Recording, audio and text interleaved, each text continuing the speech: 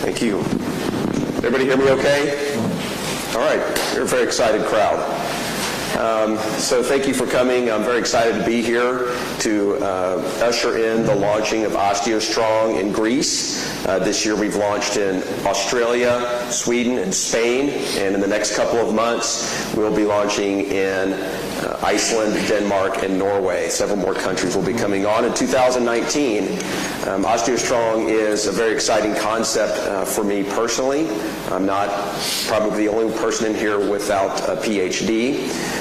So what appealed to me with OsteoStrong was how it would affect people. When I met Dr. Jaquish and I listened to his first lecture, I was astounded because I come from a physical fitness background in the fitness industry. I own a software company that serves about 50 countries around the world.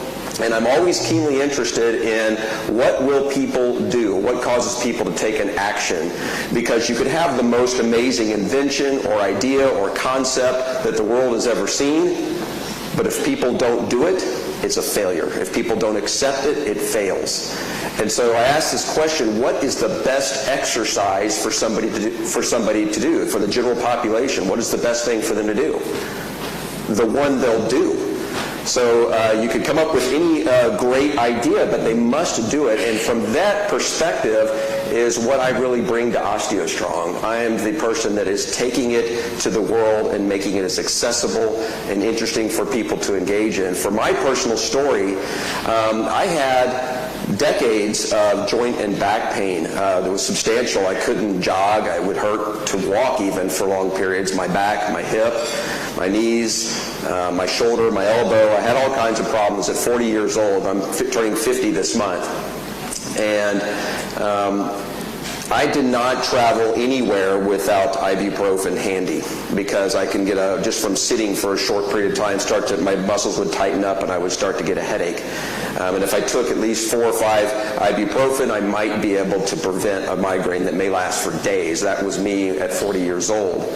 I had ibuprofen in my car, my briefcase, my backpack, my suitcase, everywhere I went, and I was almost afraid when I didn't have it with me. After about 8 weeks of meeting Dr. Jaquish and seeing the prototype that he designed, I am now pain-free. I did not have any more back pain or joint pain. It was incredible. And I knew that it could change the world, especially when I share with you the effects that we're seeing and capable of. I'll let Dr. Jaquish talk a lot more about the science, but when I met him and I saw his diverse device, his prototype, I loved it, but I was also very afraid. I loved it because I knew what it could do in such minimal effort and minimal time, but I was afraid that it was going to end up in what we say in the United States, the dustbin of history, that it was not going to get used because it was so unusual in the way it works. But from the marketing side of it, I'm always interested in what's in it for you, what's in it for me, what's in it for all of us to motivate somebody to do it. And what we're seeing at OsteoStrong, what I've seen in my life, is a dramatic increase in my physical strength for the amount of force that I can apply. My posture, my balance, my joint and back pain was reversed or completely eliminated in many cases. And we see people reversing osteoporosis and even type 2 diabetes. Now, what makes OsteoStrong so compelling beyond the results from the consumer's perspective is that it only takes about 60 seconds of effort 1 day per week. In fact, how we're all dressed right now, we could do a complete session and be done with it. You're not going to break a sweat or get fatigued or feel sore the next day. So these types of results are available. We're seeing them in dramatic ways in the United States and now around the world. The objective of the company is to try to make this as accessible in as many places as we can because we are motivated by helping to stop a tidal wave of degenerative diseases that are coming, and one of which the World Health Organization, the Centers for Disease Control, stated in a report about 4 years ago that the cost of treating osteoporosis were going to triple from about 100 billion euros a year to 300 billion euros a year, and it's not because the costs are going up, it's because the number of people that are getting it are going up, as was alluded to earlier. We're seeing people with younger and younger ages having less and less bone density. It's going down because they're not engaging in physical activity. In fact, with many of the outreach programs we've done at our centers, we're seeing people with full-blown osteoporosis in their 30s, 40s, and 50s. I even had, my nephew had osteoporosis at 16 years old. He had 12 broken bones by the time he was 16. Nothing wrong with him. They tested him out, everything. He just had osteoporosis. Because of this fact, it's not that it's just the cost of osteoporosis, but when you consider that people in their 30s, 40s, and 50s are getting osteoporosis, these people are the economic drivers of our societies. They're the largest tax-based contributors, and they're raising the next generation of adults. If they are incapable of achieving these very three important societal objectives, we have a serious problem on our hand, and it has become our mission to make this available worldwide. So what I try to help people understand is it's not just skeletal strength and conditioning that we do, and you get all these extra benefits. I try to help people understand it in this way. You see, the central nervous system will regulate the limits of your strength and how much muscle and force you can produce based upon what your skeletal system can actually handle. And so to put it another way is, if you've ever known somebody who's done strength training or yourself, and you get to the point where you're at a plateau, you just, no matter how hard you train or your diet, you just can't get any stronger. The reason why that happens is your central nervous system is actually protecting you.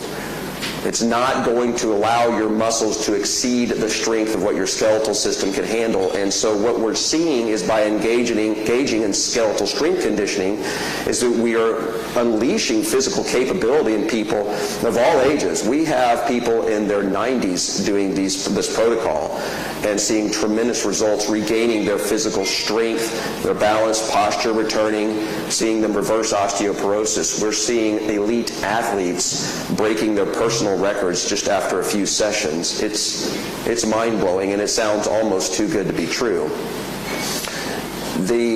As was talked about earlier, how do you build bone density and how do you make bone stronger? It's been known for over 100 years. Many of you have studied that just pressure on the musculoskeletal system increases bone density. But there was a group of researchers that wanted to try to determine what the minimum dose response of pressure was, and they conducted a study in 2015 out of Bristol, United Kingdom, with over 1,000 subjects, and they had them wear around these accelerometers to measure how much impact force that they were experiencing, to see at what level do they trigger osteogenesis, how much force is required, and they expressed this force in terms of multiples of body weight. And what they found was really interesting, that people in the study could not trigger osteogenesis unless they experienced at least 4.2 multiples of their body weight, as we discussed earlier. What was also interesting is the people that got less than that, regardless of frequency, saw no adaptive response. They saw no osteogenesis. And so what these devices have achieved back here is the ability for people to hit many multiples of their body weight, and in a safe environment, so that they don't have to experience the potential damage from actually high impact. So one of the things, I don't mean to take anything from Dr. Jacobs' speech, but one of the things that motivated him in its design is he was seeking who are the people in our population that have the highest rates of bone density, and those are gymnasts. Gymnasts, when they dismount, they just hit the ground so hard that they're getting sometimes 10 times their body weight, and as a result, they have this extraordinary bone density. But gymnasts, as you may know, retire on average at age 19 because it's so hard on their joints, and also have a high rate of hip and knee replacement surgery. So we know high impact is powerful stimulus for the human body, but it's also dangerous when it's uncontrolled. When we do impact emulation on these devices, there's 4 of them, we can do it in a safe, controlled, loaded environment to help protect the joints, and allows people of even the elderly, deconditioned elderly, to have that same experience. There's a group of researchers that came along. I'm going to let John talk about this. He's going to go a lot deeper, but I'm going to point out for a moment. This was a 6-month study done through the NHS hospital. The principal researcher here, Basil Hunt, did this study, and in 6 months, postmenopausal women saw a 14.7% increase in their bone mineral density after 6 months of the protocol. And it was compared to a meta-analysis study that was conducted by the New England Journal of Medicine that looked over 152 different studies. And those were all one-year studies focusing on with postmenopausal women that focused on things like bone anabolics, bisphosphonates, weight-bearing exercises, all these different things, and those were the responses. So what we're seeing in our centers in the United States, we have over 60 centers there now, and we're going around the world, is we're seeing this as very common, just outside of study. This is very interesting. I do want to go ahead and talk about this for a minute because this is extraordinary. What I said earlier is the central nervous system regulates your strength, or at least limits it based upon the strength of your skeletal system. And if you're strengthening your skeletal system, you're raising that level at which your central nervous system will allow you to get stronger. And so Dr. Jaquish decided he would look at the data of 500 people with an average age of 52 over 4 years and see what type of adaptation they would have. When he did this, we were hoping to see that there would be just at least minimally a stabilization of strength because 50-year-olds generally aren't getting stronger. If we saw a 10 or 20% increase in their measured force production, that would be an utter victory. But 4 years, 500 people with an average age of 52 saw a 290% increase in their measured force production, and that is a game changer. I could spend hours up here sharing with you testimonials that just seemed too good to be true, from elite athletes to the elderly, even my own personal story. But we are here in Greece to launch this concept. I'm going to let Dr. Jaquish share some of those stories, and I'll be available later this evening. But I honestly want to thank all of you sincerely. You're important thought leaders and contributors to the community, to Greece's economy, and you took the time out of your day during the week to come and listen to us, to learn about this concept, and I'm humbled and I appreciate all of you. So thank you so much. Thank you, Kyle. Και τώρα θέλω να καλέσω τον Dr. John Jaquish στο βήμα.